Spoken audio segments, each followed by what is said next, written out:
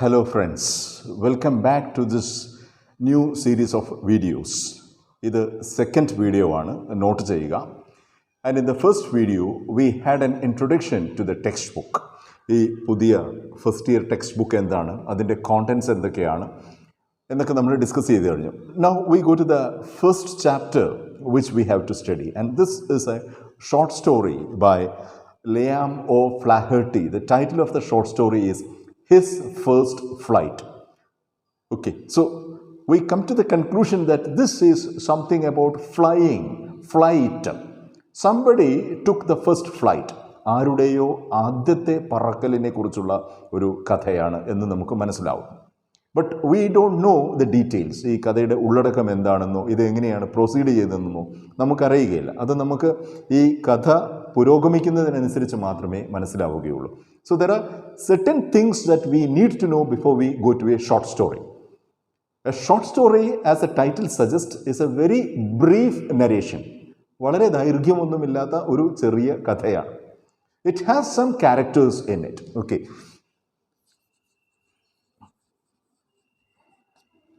കഥാപാത്രങ്ങൾ ഉണ്ടാവും. And of course, these characters are acting among themselves. So we have what we call action.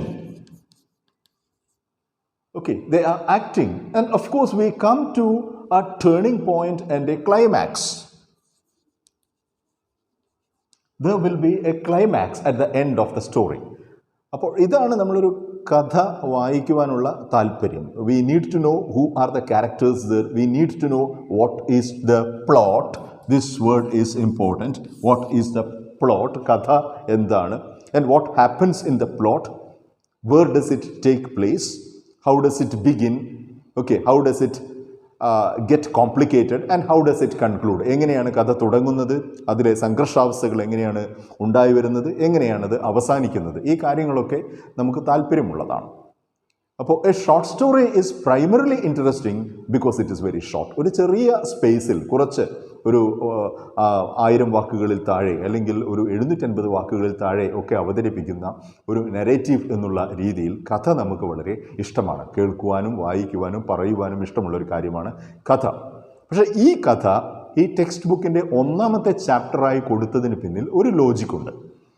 Okay, ആ logic എന്താണ് എന്ന് ഈ കഥയുടെ മുൻപിൽ ഒരു ബ്രീഫ് അനക്ഡോട്ട് കൊടുത്തിട്ടുണ്ട്. ഒരു ചെറിയ പ്രൊവർബിയൽ സ്റ്റോറി കൊടുത്തിട്ടുണ്ട്. ഒരു ചെറിയ ഉദാഹരണ കഥ കൊടുത്തിട്ടുണ്ട്. ആ കഥയുടെ പേര് എയ്ബ്സ് ഫസ്റ്റ് സ്പീച്ച് എന്നാണ്. Abe is Abraham Lincoln. You might have heard of him. The former American president Abraham Lincoln. Lincoln's story is an interesting story. ഒന്നുമില്ലായ്മയിൽ നിന്നും അമേരിക്കൻ പ്രസിഡന്റ് വരെ വളർന്നെത്തിയ ഒരു മനുഷ്യൻ്റെ കഥയാണ്, ജീവിത വിജയത്തിൻ്റെ കഥയാണ് ലിങ്കണിൻ്റെ കഥ. And Lincoln is remembered primarily for his great speeches. ഒരു വലിയ പ്രഭാഷകനായിരുന്നു. ആൻഡ് ദ ഗ്രേറ്റ് കോട്ട്, ഉദ്ധരണി, that we remember from Lincoln is the definition that he has given to democracy. ഓക്കെ, ദ ഫേമസ് ഗെറ്റിസ്ബർഗ് അഡ്രസ് എന്ന് പറയുന്ന ആ ഒരു പ്രസംഗത്തിൽ അദ്ദേഹം democracy is the government of the people, by the people and for the people എന്ന് define ചെയ്തത് നമ്മൾ കേട്ടിട്ടുണ്ട്. അപ്പോൾ പ്രസിഡൻ്റ് ആവുന്ന സമയമാകുമ്പോഴത്തേക്കും he was well known as a speaker. And his ability to speak in front of a public helped him tremendously to become the president of US. അദ്ദേഹത്തിൻ്റെ മറ്റ് ക്വാളിറ്റീസിൻ്റെ കൂട്ടത്തിൽ അദ്ദേഹത്തെ വളരെയധികം സഹായിച്ച ഒരു ഗുണം ഈ മികച്ച പൊതുപ്രഭാഷണങ്ങൾ നടത്തുവാനുള്ള കഴിവായിരുന്നു. ഇത്രയൊക്കെ പ്രശസ്തനായിട്ടുള്ള ഈ പ്രഭാഷകൻ, how did he make his first speech and what was remarkable about the first speech എന്നാൽ it has some insights for us. ഇത് കേട്ട് കഴിഞ്ഞാൽ നമുക്കും ചില കാര്യങ്ങൾ അതിനകത്തു നിന്നും ഉൾക്കൊള്ളാനുണ്ട്. അതുകൊണ്ട് you go to page number 9 where you find this small anecdote about Abraham Lincoln. Abe's first speech, the first speech of Abraham Lincoln. Abe made his first speech when he was a boy, going barefoot, his trousers held up by one suspender, and his shock of hair sticking through a hole in the crown of his straw hat. This is a beautiful description of young Abraham Lincoln, how did he look like? He didn't comb his hair. He didn't have a proper shirt or anything like that. And his trousers were torn. And he was wearing a straw hat. Okay, ഒരു വൈക്കോൽ തൊപ്പിയൊക്കെ ധരിച്ചിട്ടുള്ള, ഒരു കീറിയ ട്രൗസറൊക്കെ ധരിച്ചിട്ടുള്ള ഒരു പരമദരിദ്രനായ ഒരു ബാലനായിരുന്നു കുട്ടിക്കാലത്ത് Abraham Lincoln എന്ന് ഈ സന്ദർഭത്തിൽ പറയുകയാണ്. And we go. Abe, in company with his rail-splitting companion Dennis Hanks, attended a political meeting which was addressed by a typical stump speaker, one of those loud-voiced fellows who shouted at the top of his voice and waved his arms wildly. One day, these two boys, that is Abraham Lincoln and his friend Dennis Hanks, these two boys were going to their working place. വലിയ ജോലിയൊന്നുമല്ല, മരം മുറിക്കുന്ന ജോലിയാണ്. They were wood cutters. അങ്ങോട്ട് പോകുന്ന സമയത്ത് they happened to listen to a political speaker making a speech. ഒരു രാഷ്ട്രീയ നേതാവ് വഴിയരികിൽ നിന്ന് പ്രസംഗിക്കുന്നത് അവർ കണ്ടു. പിന്നീട് എന്ത് സംഭവിച്ചു? At the conclusion of the speech, which did not meet the views either of Abe or of Dennis, the latter declared that Abe could make a better speech than that. Whereupon he got a dry goods box and called on Abe to reply to the campaign orator. Well, that is an interesting incident. After listening to the political speech, Dennis Hanks, he just stood up and said that he and his friend did not agree with that speech. ആ രാഷ്ട്രീയക്കാരൻ പറഞ്ഞതിനോട് തങ്ങളൊന്നും യോജിക്കുന്നില്ല എന്ന് Dennis Hanks കയറി പറഞ്ഞു. അത് മാത്രമല്ല, my friend Abraham will make A better speech than that. ഇതിലും നല്ല പ്രസംഗം എൻ്റെ ഫ്രണ്ട് ഈ ഇരിക്കുന്ന ഏബ്രഹാം ചെയ്യുമല്ലോ എന്ന് പറയും. അത് പറയുക മാത്രമല്ല, എവിടെയോ പോയിട്ട് ഒരു ചെറിയ മരപ്പെട്ടി എടുത്തു കൊണ്ടുവന്നിട്ട് he gave it to Abraham Lincoln as a platform to speak. Abraham പിന്നെ വേറെ ഒന്നും മടിച്ചു നിന്നില്ല. ആൾക്കൂട്ടം കാത്തു നിൽക്കുകയാണ്, വാട്ട് ഈസ് ഹാപ്പനിങ് എന്ന് നോക്കി നിൽക്കുകയാണ്. അപ്പോൾ little Abe threw his old straw hat on the ground, ഈ തൊപ്പി ഊരി നിലത്തേക്കൊക്കെ വലിച്ചെറിഞ്ഞിട്ട്, very heroic, okay. And mounting on the dry goods box, he delivered a speech which held the attention of the crowd and won him considerable applause. Instantly, Abraham just stood up on the box and he made a speech. And that was a wonderful speech. Please remember, it was not a prepared speech. He didn't get any time for preparation, but he made an extemporary speech which was instant, on the spot. ആ നിമിഷത്തിൽ പെട്ടെന്നൊരു speech അങ്ങ് പറയുകയാണ്. Okay. And the people clapped. ജനങ്ങൾ ഈ പ്രഭാഷണം കേട്ട് കൈയടിച്ചു. And won him considerable applause. And even the campaign orator admitted that it was a fine speech and answered every point in his own oration. അപ്പോൾ ഇത് കേട്ട് നിന്ന political leader, okay, who made the first speech, even he admitted that Abraham is a good speaker. പ്രസംഗിച്ചൊക്കെ വളരെ നന്നായിട്ടുണ്ട് എന്ന് അദ്ദേഹവും ഏബ്രഹാമിനെ അഭിനന്ദിച്ചു. Dennis Hanks, who thought Abe was the greatest man who ever lived, was delighted. Dennis Hanks was an intimate friend of Abraham Lincoln. അപ്പോൾ തൻ്റെ സുഹൃത്ത് വളരെ വലിയ ഒരാളാണ് എന്നൊരു വിശ്വാസം ഡെന്നിസ് ഹാങ്സിനുണ്ടായിരുന്നു. അപ്പോൾ ഈ ഒരു സംഭവം നടന്നപ്പോൾ he became excited. And he often spoke of how young Abe got the better out of the trained campaign speaker. സമയം കിട്ടുമ്പോഴൊക്കെ പിൽക്കാലത്ത് ഡെന്നിസ് ഹാങ്സ് ഇത് പറയുമായിരുന്നു. How did Abraham Lincoln outshine the political leader? എങ്ങനെയാണ് എൻ്റെ ഒരു അഭ്യർത്ഥന കേട്ട് എബ്രഹാം ചാടിക്കയറി പ്രസംഗിക്കുകയും അവിടെ പ്രസംഗിച്ചു കൊണ്ടിരുന്ന ആ പ്രസംഗകനെ നിഷ്പ്രഭനാക്കി തീർക്കുകയും ചെയ്തത് എന്ന് ഡെന്നിസ് ഹാങ്സ് ചിലപ്പോഴൊക്കെ അനുസ്മരിക്കാറുണ്ടായിരുന്നു എന്നാണ് ഈ ഒരു ചെറിയ കുറിപ്പിൽ പറയുന്നത്. Basically, this short piece is about the significance, the importance of what we call confidence.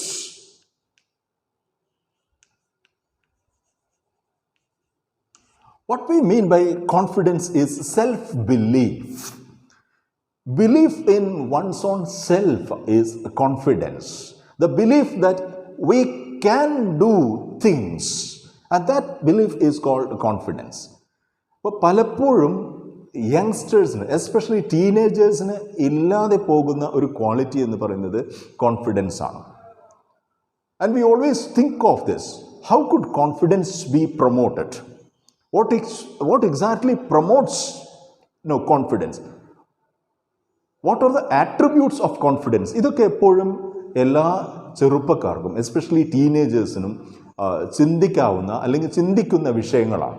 തങ്ങൾക്ക് ആത്മവിശ്വാസമില്ല, തങ്ങൾക്ക് എങ്ങനെ ആത്മവിശ്വാസം ഉണ്ടാക്കിയെടുക്കാം എന്നുള്ളത്.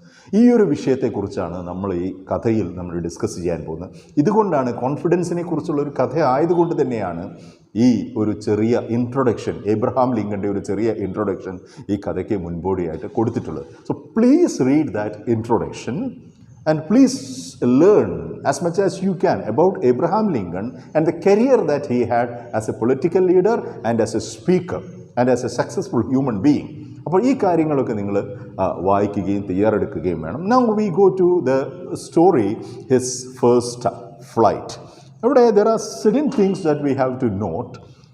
We are going to see that this story is about a young seagull. ഒരു ചെറിയ കടൽക്കാക്കയെ കുറിച്ചിട്ടുള്ള ഒരു കഥയാണ്. And what is interesting is this young seagull is behaving like a human being. Okay, ഒരു മനുഷ്യനെ പോലെ പെരുമാറുന്ന കടൽക്കാക്ക, ഈ കടൽക്കാക്കയെയും മറ്റ് കടൽക്കാക്കകളെയും കുറിച്ചാണ് ഇവിടെ പറയുന്നത്. മനുഷ്യരെ പോലെ പെരുമാറുക എന്നുള്ളത് കൊണ്ട് നമ്മൾ ഉദ്ദേശിക്കുന്നത് they think like human beings. And they speak like human beings. അവർ പരസ്പരം ചിന്തിക്കുന്നതും സംസാരിക്കുന്നതും ഒക്കെ മനുഷ്യരെ പോലെ തന്നെയാണ് എന്നുള്ളത്. And just like human beings, they have a purpose.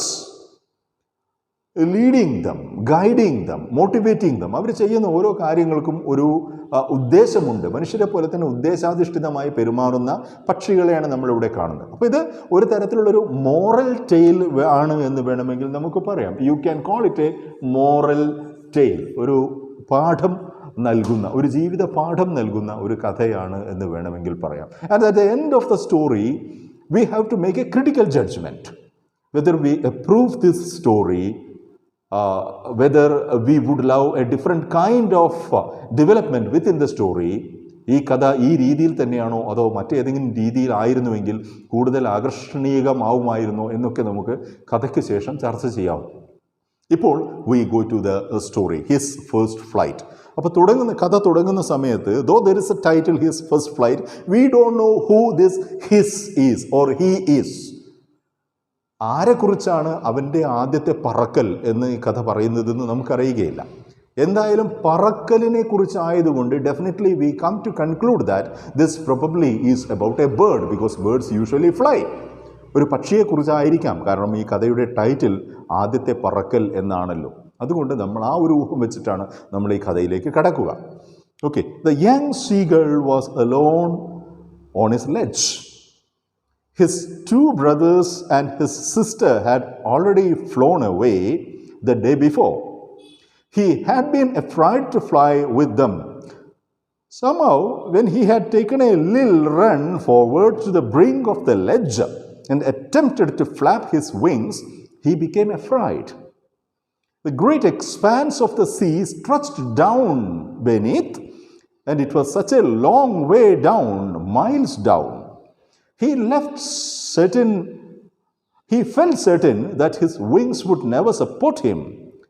So he bent his head and ran away back to the little hole under the ledge where he slept at night. This is the first scene that we see the young seagull. കഥ തുടങ്ങുന്ന സമയത്ത് ഇതാണ് നമുക്ക് കിട്ടുന്ന ഒരു opening. And it's A very dramatic kind of opening. കഥയുടെ തുടക്കത്തിൽ what is the background of the seagull എന്നൊന്നും പറഞ്ഞിട്ടില്ല. It just opens with an abrupt kind of intro. What happens is we see a very young seagull sitting on a cliff, on a mountain top. Okay, and beneath that and under that we see a wide sea. And this cliff, this mountain is in the middle of the ocean, probably an island or something like that. Okay, and it has a steep cliff. ഒരു സാഗരമധ്യത്തിലുള്ള ഒരു ചെറിയ ദ്വീപിലെ ഒരു വലിയ പാറക്കെട്ടിൽ ഒരു ചെറിയ കിളി, ഒരു കടൽ കാക്ക അതിൻ്റെ കൂട്ടിൽ ഒറ്റയ്ക്കിരിക്കുകയാണ്. Right? And this young seagull is alone. It doesn't have any brothers or sisters in the nest. ആ ഇരിക്കുന്നിടത്ത് വേറെ ആരുമില്ല. Because it had brothers and sister. പക്ഷേ all of them had flown away. തൊട്ട് മുൻപിലുള്ള ദിവസം തന്നെ ഈ കിളികൾ പറന്നു പോയിരിക്കുന്നു. And he is alone. He is left alone. Because he is so small, so young. But that is not his problem. He also wanted to fly. Desperately wanted to fly. The reason was that he was terribly hungry. വളരെ വിശന്ന് വലഞ്ഞാണ് ഈ കിളിക്കുഞ്ഞ് അവിടെ ഇരിക്കുന്നത്. അപ്പോൾ അതുകൊണ്ട് അതിന് പറക്കുവാൻ ആഗ്രഹമുണ്ട്. But when he just observed things, he felt afraid because he thought that he would fall down to the sea and he would die. പറക്കാൻ ശ്രമിക്കുകയാണെങ്കിൽ താഴെ ഈ പാറക്കെട്ടിന് താഴെയുള്ള കടലിലേക്ക് വീഴുകയും and he would certainly drown to death, മരിച്ചു പോവുകയും ചെയ്യുമെന്നൊരു പേടി ഈ കിളിക്കുഞ്ഞിനുണ്ടായിരുന്നു. The problem was that he felt that his wings were not strong enough to support him. തൻ്റെ ചിറകുകൾ ഉപയോഗിച്ച് പറക്കുവാൻ കഴിയുകയില്ല, ചിറകുകൾ ദുർബലമാണ് എന്ന ഒരു ധാരണയായിരുന്നു ഈ കിളിക്കുഞ്ഞിനുണ്ടായിരുന്നത്. This actually is the beginning of the story and we are going to see what happened next. In the next para we read this. Even when each of his brothers and his little sister, whose wings were far smaller and shorter than his own, ran to the brink, flapped their wings and flew away, he failed to muster up courage to take that plunge which appeared to him so desperate. So he compared himself with his brothers and sister. They were equally small. ഇവനെ പോലെ തന്നെ ചെറിയ കിളികളായിരുന്നു ഇവൻ്റെ സഹോദരി സഹോദരന്മാർ. പക്ഷേ they did fly. അവർ പറക്കാൻ ശ്രമിക്കുകയും പറക്കുകയും ചെയ്തു. പറന്ന് കടലിലേക്ക് പറന്നുപോയി. But this young seagull felt that his wings were shorter and smaller. മറ്റുള്ളവരുടെ ചിറകുകളേക്കാൾ ചെറിയ ചിറകുകളാണ് തൻ്റേത്. ഈ ചിറകുകൾ ഉപയോഗിച്ച് കടലിലേക്ക് പറക്കുവാൻ കഴിയുകയില്ല എന്നായിരുന്നു ഈ കിളിയുടെ ധാരണ. Right? And his father and mother had come around calling him shrilly, sharply, scolding him, being angry with him, threatening him to let him starve on his ledge unless he flew away. But for the life of him, he could not move. This is a very touching situation. The little seagull looked from the nest and he saw his brothers and sisters flying. And he even saw his father bird and mother bird calling out to him to fly. അപ്പോൾ തള്ളപ്പക്ഷിയും ഇതിൻ്റെ അച്ഛൻ പക്ഷിയും ഇവർ രണ്ടുപേരും ഈ കുഞ്ഞു കിളിയെ പറക്കുവാനായിട്ട് ക്ഷണിക്കുന്നുണ്ട്. But he could not muster up his courage. Muster up means gather up. He could not gather courage to fly. At the same time, his brothers and sisters were managing to fly. അപ്പോൾ he is in a very difficult and very uncomfortable kind of situation. കൂട്ടിലൊറ്റയ്ക്കാണ്, വിശക്കുന്നുണ്ട്. Okay, സഹോദരികളും സഹോദരനുമെല്ലാം പറന്നു കഴിഞ്ഞിരിക്കുന്നു, പറക്കുവാനുള്ള ധൈര്യമില്ല, ഭയമാണ്. So his problem, please remember this. This is an important point. His problem is the problem of fear. He is afraid. And why is somebody afraid is a question that is discussed in this story. What makes a person afraid? ഒരാളെ ഭയപ്പെടുത്തുന്നത് എന്താണ്? And we come to the understanding that it is lack of self-knowledge, lack of self-awareness that is making a person afraid. ഒരാൾക്ക് ഭയമുണ്ടാകുന്നത്, ഭീതി ഉണ്ടാകുന്നത് അയാൾക്ക് അയാളുടെ കഴിവുകൾ തന്നെ തിരിച്ചറിയാതെ ഇരിക്കുമ്പോഴാണ്. ഒരാൾ അയാളെക്കുറിച്ച് തന്നെ താൻ കഴിവ് കെട്ടയാളാണ്, ദുർബലനാണ് എന്ന് കരുതുമ്പോഴാണ് അയാൾക്ക് ഭയമുണ്ടാകുന്നത്. And that knowledge or that feeling that one is helpless, that feeling that one is weak, that feeling that one is alone, and that feeling is mere ignorance. ഇത്തരത്തിലുള്ള സകല ചിന്തകളും താൻ തനിച്ചാണ്, താൻ ദുർബലനാണ്, തനിക്ക് അതിജീവിക്കുവാൻ കഴിയുകയില്ല, ദാറ്റ് ഐ കനോട്ട് സർവൈവ്. ഇത്തരത്തിലുള്ള ചിന്തകൾ മുഴുവൻ യഥാർത്ഥത്തിൽ അജ്ഞതയാണ്, ഇഗ്നോറൻസ് ആണ്. The moment we overcome this ignorance, we become strong. Okay, I shall tell you one brief story in this context. This is a Japanese story. There was a young boy and who desperately wanted to learn karate. Okay, but he felt that he was so weak and he could never perform karate or learn karate. So he went to a master. അപ്പോൾ karate പഠിക്കുവാൻ ആഗ്രഹമുണ്ടായിരുന്ന ഒരു Japanese ചെറുപ്പക്കാരൻ. അവന് പക്ഷേ ഈ കരാട്ടയെക്കുറിച്ച് വലിയ ഭയമായിരുന്നു. ഇത് അപകടകരമാണ്, ഇത് പഠിക്കുവാൻ പറ്റുകയില്ല എന്നൊരു തോന്നലുണ്ടായിരുന്നു. പക്ഷേ അത് പഠിക്കുവാനുള്ള വലിയ ആഗ്രഹവും ഉണ്ടായിരുന്നു. അങ്ങനെ ഈ കുട്ടി ഒരു ഗുരുവിനെ തേടി ചെല്ലുന്നു. And the guru asked him only one question. What is your problem? And the boy said, my problem is that I am afraid. I am afraid to fight. I am afraid of my opponents. ഞാൻ എല്ലാവരെയും, എൻ്റെ എതിരാളികളെക്കുറിച്ച് പേടിയുണ്ട്, എനിക്ക് പോരാടുന്നതിനെക്കുറിച്ച് പേടിയാണ്. I'm afraid to learn things. Okay, but I want to improve. എനിക്ക് നേടണമെന്നുണ്ട്, എനിക്ക് പഠിക്കണമെന്നുണ്ട്, ബട്ട് ഐ എം എഫ്രൈഡ് എന്ന് പറഞ്ഞു. Then the guru just asked him one more question. Tell me what is your name? ഇതായിരുന്നു ഗുരു ചോദിച്ച ചോദ്യം. നിന്റെ പേരെന്താണ്? And the young boy said, my name is Osho. Then the guru asked, do you know the meaning of that word? Osho എന്ന വാക്കിൻ്റെ അർത്ഥം നിനക്കറിയുമോ? The boy said, no, I don't know. Then the guru said, Osho in Japanese language means ocean. സാഗരം, സമുദ്രം എന്നാണ് ആ വാക്കിൻ്റെ അർത്ഥം.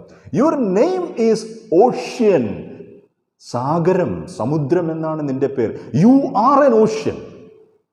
Okay, remember that you are an ocean. You are undefeatable, unconquerable. Right? നിന്റെ പേര് സമുദ്രം എന്നാണ്. നീ ഒരിക്കലും കീഴടക്കപ്പെടാൻ പറ്റാത്തവനാണ്. നീ അജയ്യനാണ്.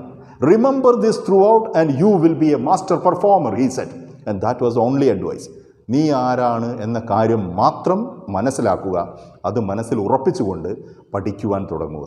The boy went back and he always said to himself, I am the ocean, I am the ocean, I am unconquerable, I am undefeatable, I am the ocean. He kept on telling himself while he practiced karate. പിന്നീട് പഠിക്കുന്ന സമയത്ത് മുഴുവൻ ഈ കുട്ടി അവനവനോട് തന്നെ പറഞ്ഞു, ഞാൻ സമുദ്രമാകുന്നു, ഞാൻ തകർക്കപ്പെടാൻ പറ്റാത്ത സമുദ്രമാകുന്നു, തോൽപ്പിക്കപ്പെടാൻ പറ്റാത്ത സമുദ്രമാകുന്നു, ഞാൻ സമുദ്രമാണ്. ഇത് പറഞ്ഞ് ഈ കുട്ടിയുടെ ഉള്ളിൽ ആത്മവിശ്വാസം ഉണ്ടായി വരികയാണ്. The end of the story tells you that the boy became one of the greatest performers of karate later in his life. ഈ കുട്ടി പിന്നീട് ജാപ്പനിലെ ഒരു വലിയ കരാട്ടെ അഭ്യാസിയായി മാറി. So from this story goes almost in line with the story that we are going to read. ഇപ്പോൾ കഥയുടെ climax ഞാൻ ഇപ്പോൾ പറയുന്നില്ല. ഇവിടെ നമ്മൾ ഈ കിളിയെ കാണുകയാണ്.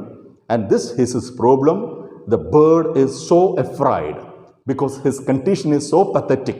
He is alone, he is tired, he is young, and to make things worse, he is afraid that he could never be able to fly. ഒരിക്കലും പറക്കുവാൻ പറ്റുകയില്ല എന്ന് ഈ കിളിക്കുഞ്ഞ് പേടിച്ചിരിക്കുകയുമാണ്. Okay, it is where we are stopping for today. We will continue with the next video. Thank you.